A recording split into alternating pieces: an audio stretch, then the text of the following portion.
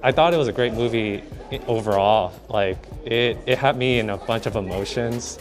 I didn't know it was like a movie that's like in UK, I guess London, or Other than that, they had like the little London accent there.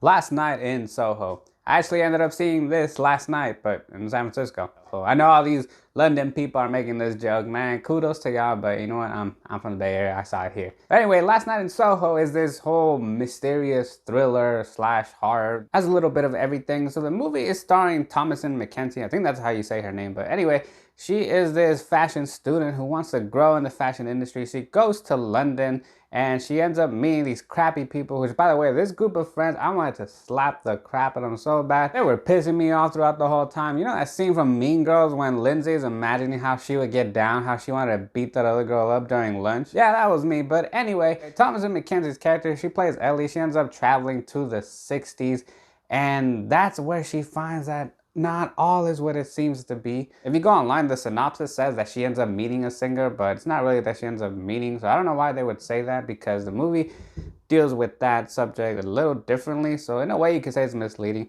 But before we get to that, let's go check out a couple of the moviegoers that were in last night's screening for Last Night in Soho. Plot in general, I thought it went really. It was kind of like a roller coaster ride because I didn't know it was gonna be somewhat of a horror film, so like it was pretty timely with the month that we're in. I thought it was a great movie overall. Like it had me in a bunch of emotions. I thought it was one of the best movies that I saw in this year. Yeah. My eyes were like glued on the screen. I was like constantly just paying attention, throughout. And the music was great.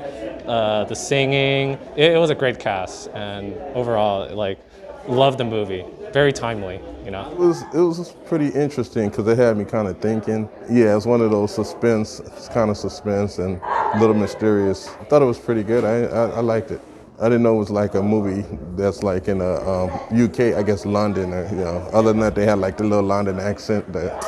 I guess I learned that anything you put your mind to, you're ambitious enough, you can basically get what you want, I guess. So those were just a couple of people that went and saw last night's screening. I want to appreciate both of you guys for giving your review, because you guys already know how I do. I like to get people's opinion. So this movie, man, this movie really gets down with the visuals. Like, I really like what they did here, how they put you in this vibe of this 60s vibe in London, both past and the present. It was mainly just what goes on in the club scene.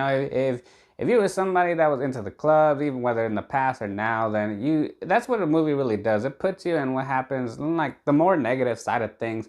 For people that know that were into that type of scene, if that was your scene, then you know what I'm talking about. And the reason for that is because Ellie's character ends up traveling to the 60s in her dreams. It has kind of an Inception theme also. In these dreams, she ends up looking like Anya Taylor-Joy's character because it's some sort of persona, some sort of fantasy persona that she takes on. You think that she's living this fantasy in this world. You think it's just all a dream, that she gets to do whatever she wants. So you really start believing like, okay, those are her real desires. She just wants to be a dancer. It's not really of a fashion model.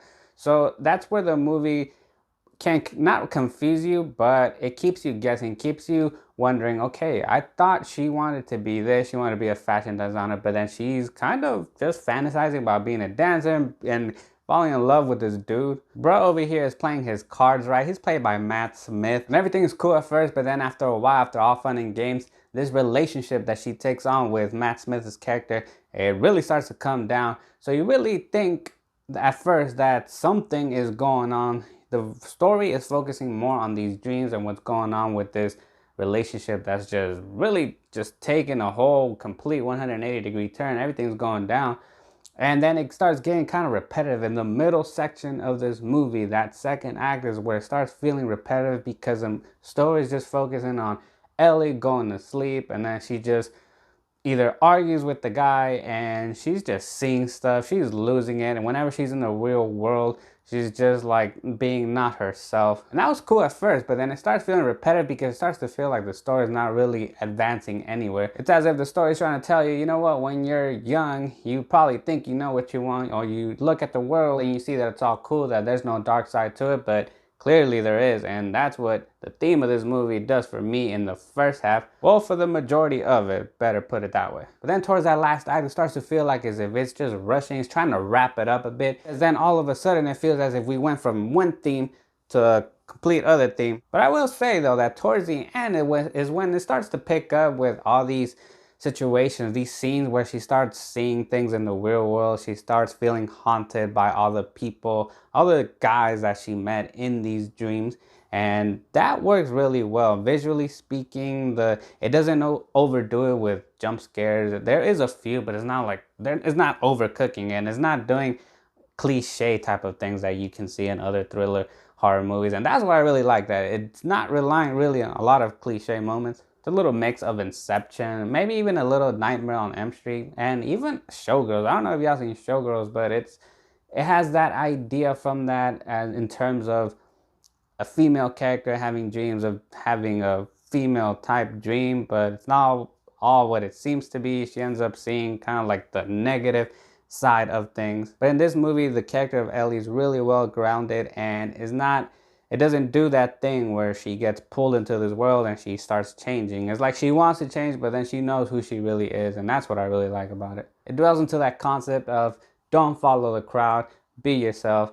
and it might even some people might even look at it and be like, you know what, this movie is just anti-man, it's just hating on man, or might even be like, this movie's trying to say that all guys are the same, that they're just perverts and all that. They just use women or objectify women to make business. But you know what? Nah, it's not even all that. If somebody says that, it's like, it's wrong, bro. Because even the movie himself, there's a certain character in this movie that tells Ellie's character, you know what? You asked for it. I don't remember the correct line, but he says pretty much, this is what you asked for, so this is what you're going to get. And that reminded me of all the females that be complaining about guys hitting or not being able to respect girls, but yet they're the ones that are exposing themselves out there. Like, obviously, if you don't want to get hit on by guys, then stop dressing the way you dress, or stop really exposing themselves. And then, of course, there's going to be those females that are like, oh, well, I'm just comfortable with my body, blah, blah, blah. Okay, no duh, but if you are exposing yourself, then what else are you going to think that guys are going to do? So stop being stupid. Quit playing yourself. But looking at it in a positive way, if there's any female out there that is either involved in this type of thing, whether it's prostitution or just trying to get themselves moving up in the world, but by objectifying herself or really not fully respecting herself, really exposing herself with her body, with her image, in order to just get money or whatever, in order to really move up in whatever business she's in. That's what this movie speaks on, man. It's pretty much telling you, respect yourself, respect your body, really value what you are, really value who you are. That's a positive. That's the theme that I got from it, that I think everyone, especially, you know, whether you're a guy or girl, is definitely something to take in consideration. So in the end, I will say that Last Night in Soho is worth having a movie night. Alright, so Last Night in Soho, if you've seen it or if you're gonna see it, go ahead and let me know in the comment section below. If you like this video, go ahead and smash that like button, smash the subscribe button if you haven't done so already, and remember to keep watching this channel and keep watching movies.